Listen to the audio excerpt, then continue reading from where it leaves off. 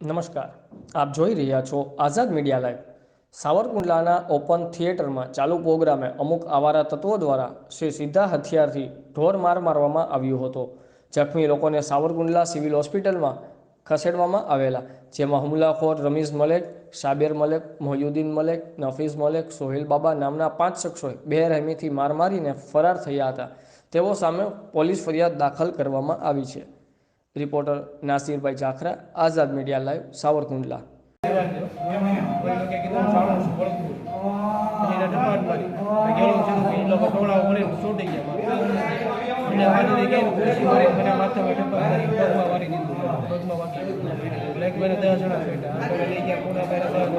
Total કેટલા જણા હતા?